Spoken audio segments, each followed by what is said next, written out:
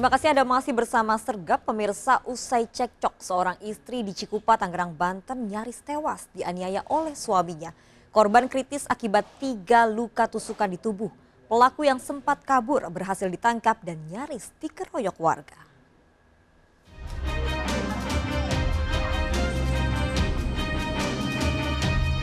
Yadi, pria dengan menggunakan sarung ini diamankan dan nyaris dihakimi warga Kecamatan Cikupa, Kabupaten Tangerang, Banten saat berupaya kabur usai menganiaya istrinya. Pelaku tega menikam leher istrinya hingga kritis yang dipicu cekcok masalah ekonomi keluarga. Saksi menyebut penikaman terjadi saat korban tengah istirahat terlibat keributan dengan pelaku di dalam kamar. Korban berteriak mengundang kedatangan warga dan ditemukan sudah dalam kondisi terluka, bersimbah darah, sementara pelaku berupaya kabur. Dari pemeriksaan, korban kritis setelah mendapat 3 kali tikaman di bagian leher, lengan, dan pergelangan tangan. Oh, menurut Abang, suami istri katanya sih, saya dengar-dengar ya, itu udah dari bulan puasa katanya udah cekcok. Apa sih pemicunya, Bang? Kalau masalah itu perekonomian sih, kayaknya sih, saya kurang paham itu juga. Ya. Itu kondisi istrinya seperti apa, Bang? Katanya sih yang tahu si korban ada 3 tusukan. Polisi telah mengamankan pelaku berikut barang bukti mulai dari pakaian korban dan senjata tajam yang digunakan oleh pelaku. Dari pemeriksaan awal, Yadi mengaku aksinya dilakukan karena kesal saat terlibat cekcok masalah ekonomi keluarga dengan istrinya. Cekcokan itu diawali sebenarnya hal sepele ya mungkin saling ribut ya istri, akhirnya timbul emosi. Pada saat timbul emosi itu sang suami lepas kontrol sehingga dia mungkin ngambil pisau di dapur sehingga terjadi pergumulan di situ. Pelaku kini mendekam di tahanan Polsek Cikupa. Pelaku bakal dijerat pasal kekerasan dalam rumah tangga dan terancam 4 tahun penjara. Dari Kabupaten Tangerang, Banten, Aimarani melaporkan. Seorang santri tewas diduga akibat dianiaya oleh seniornya di aula pondok pesantren di Medan, Sumatera Utara. Sebelumnya korban sempat terlibat keributan dengan pelaku. Ibu korban terus menangis di samping jenazah anaknya.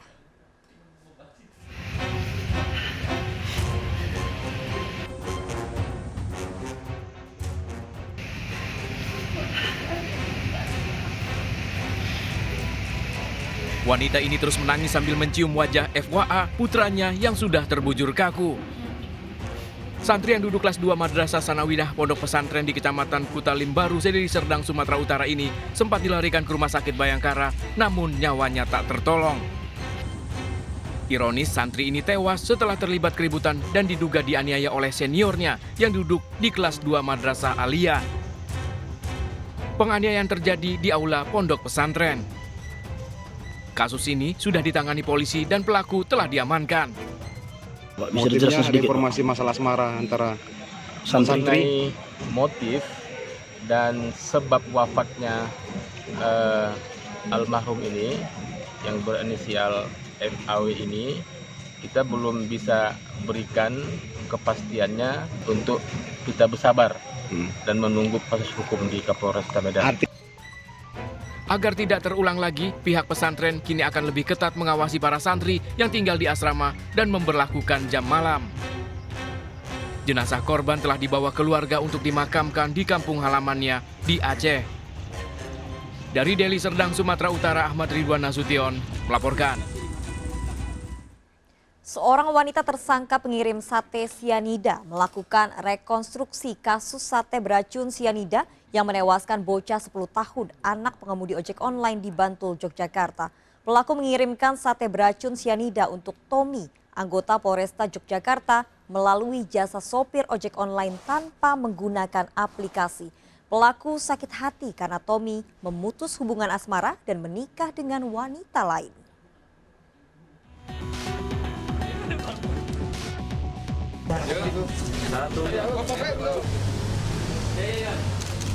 Tersangka Nani Apriani beberapa kali menangis saat menjalani rekonstruksi kasus sate beracun sianida yang menewaskan bocah 10 tahun, anak pengemudi ojek online di Bantul, Yogyakarta. Tersangka pengirim sate sianida ini memperagakan 35 adegan. Rekonstruksi ini disaksikan langsung oleh Badiman, pengemudi ojek online, ayah korban. Bentar. Sip, bentar. Satu, bentar. Tommy, anggota Polresta Yogyakarta dan istrinya yang menjadi target pengiriman sate sianida sudah diperiksa polisi, namun keduanya tidak dihadirkan saat rekonstruksi. Sementara kita jadikan DPO karena sampai saat ini yang bersangkutan belum bisa diamankan. Ada kendala yang mungkin tidak bisa kami sampaikan tekniknya, namun sudah kita terbitkan DPO. Keluarga korban berharap polisi bisa segera melimpahkan kasus ini ke kejaksaan. Kita agak lega, Pak.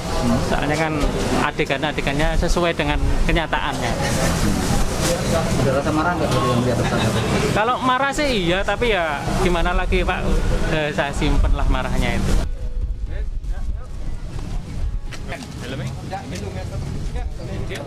Tersangka Nani, pegawai salon di Yogyakarta ini ditangkap polisi setelah jejaknya terekam CCTV dan wajahnya dikenali oleh ayah korban. Pelaku mengirim sate beracun sianida untuk Tommy, anggota Polresta Yogyakarta, melalui jasa Badiman, sopir ojek online tanpa menggunakan aplikasi. Nani mengaku sakit hati karena Tommy memutus hubungan asmaranya dan menikah dengan wanita lain. Peristiwa berawal saat Badiman, pengemudi ojek online, tengah menunggu penumpang di sekitar Stadion Mandala Krida, Yogyakarta, didatangi tersangka yang hendak mengirim takjil sate pada Tommy di daerah Kasihan, Bantul.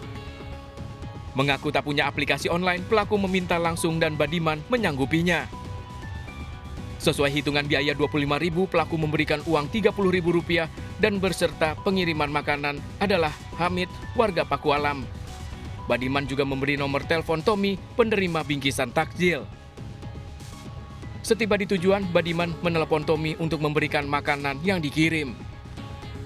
Karena tidak mengenal Hamid, Tommy juga istrinya tak mau menerima dan memberikan satenya pada Badiman untuk berbuka puasa. Sesampai di rumah, Badiman bersama istri dan 2 anaknya menikmati sate yang dibawa untuk berbuka puasa. Saat itulah Naba, anaknya, tiba-tiba berteriak dan berlari meminum, namun terjatuh tak sadarkan diri. Istri Badiman juga mengalami muntah, keduanya dibawa ke rumah sakit, namun Naba tak bisa diselamatkan. Tersangka Nani dijerat KUHP pasal pembunuhan berencana dan Undang-Undang Perlindungan Anak dengan ancaman 20 tahun penjara atau seumur hidup. Dari Bantul, Yogyakarta, Trisna Purwoko melaporkan. Seorang pegawai pembiayaan kendaraan bermotor dianiaya konsumennya di Tuban, Jawa Timur. Pelaku yang 3 bulan menunggak cicilan tak terima motornya ditarik debt collector. Aksi penganiayaan dan penyekapan korban direkam oleh pelaku.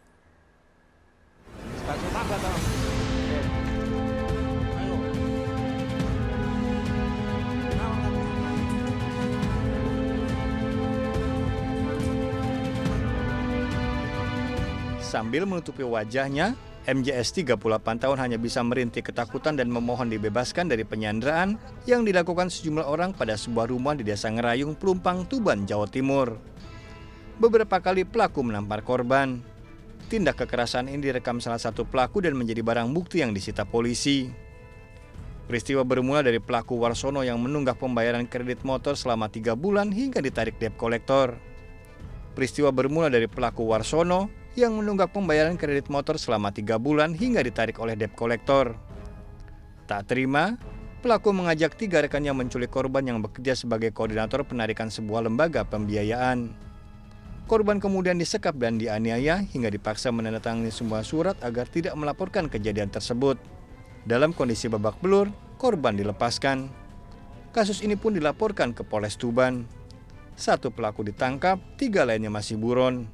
3 bulan tidak membayar atau tertunda pembayarannya, akhirnya tersangka ini didatangi oleh debt collector, ya. Petugas penarikan dari leasing tersebut. Karena tidak terima, akhirnya si tersangka ini mengajak 3 orang temannya mendatangi salah satu karyawan bagian penarikan, kemudian dibawa paksa, dimasukkan ke mobil, kemudian dibawa ke rumah tertentu dan di situ dianiaya. Pelaku terancam 7 tahun penjara. Dari Tuban, Jawa Timur, Pipit Wibowanto melaporkan. Sebuah rumah yang dijadikan tempat menanam ganja hidroponik di Brebes, Jawa Tengah digerebek aparat Polres Metro Jakarta Barat. Ratusan tanaman ganja dalam pot disita polisi.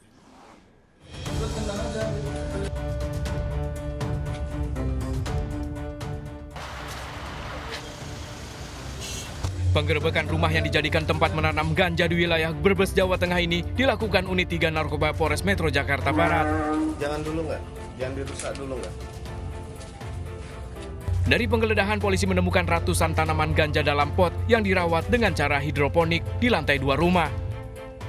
Produksi ganja dalam pot ini diduga sengaja dibuat agar tidak terendus aparat kepolisian. Dari kasus ini, 4 orang diamankan dengan perannya masing-masing, mulai dari pengguna, perawat ladang ganja, termasuk pemilik ladang ganja. Ya, jadi kami saat ini sudah mengamankan 4 orang ya yang terlibat.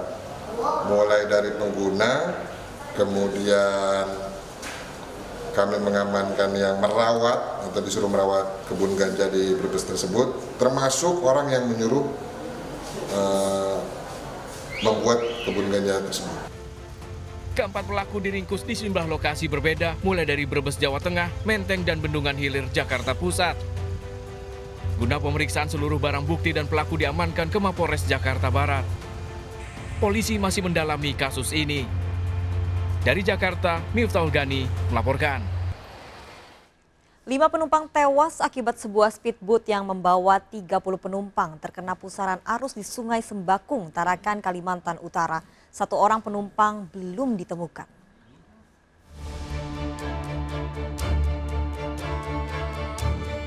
Warga Desa Pelaju, Kecamatan Sembakung, Kalimantan Utara dikejutkan dengan kecelakaan kapal cepat. Satu persatu korban tewas dievakuasi ke mobil ambulans.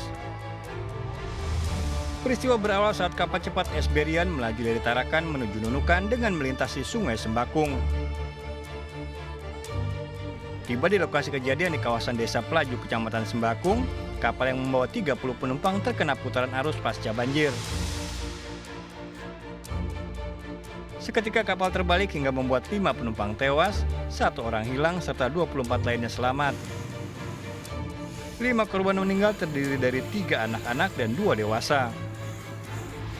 Yang diakibatkan oleh pusaran air, ya, diakibatkan oleh pusaran air, di mana pusaran air tersebut agak cukup kencang atau deras, yang diakibatkan dampak dari banjir yang terjadi beberapa hari kebelakang itu, sehingga arusnya sangat kencang, sehingga speed tersebut melintasi perairan tersebut, dia mendapatkan pusaran sehingga haluan dia nyungsep masuk ke dalam air yang mengakibatkan speed tersebut tenggelam. Tim SAR mencari 1 korban hilang. Dari Tarakan, Kalimantan Utara, Usman Codang melaporkan. Pemerintah Kota Bekasi, Jawa Barat menyegel sebuah kafe diduga milik anak pejabat. Sebelumnya viral sejumlah muda-mudi menggelar pesta di kafe ini tanpa menerapkan protokol kesehatan.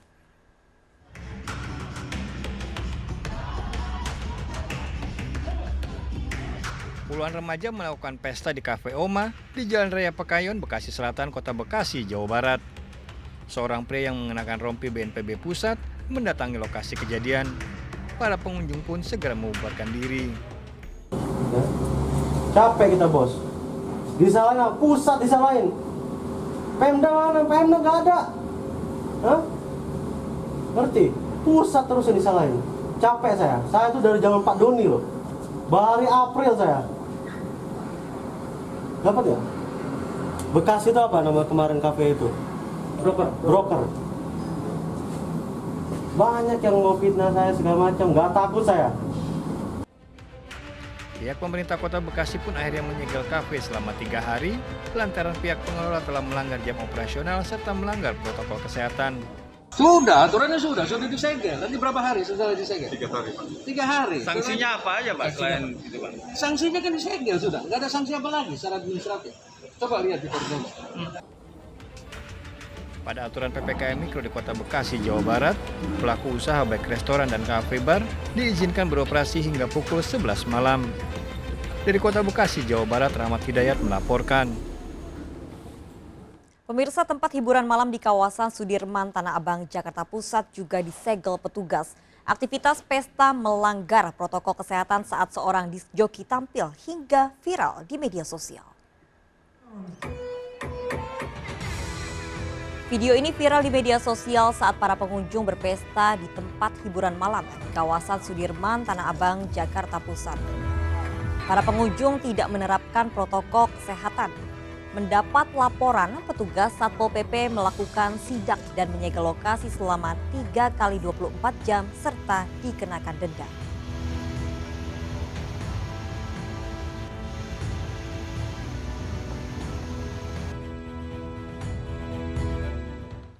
Diduga berselingkuh di dalam mobil, seorang oknum sipir rutan di Bandar Lampung digerebek warga. Pelaku dilaporkan sang istri ke polisi. Bagaimana kejadiannya? Ikuti informasi lengkapnya sesaat lagi. Sergap segera kembali.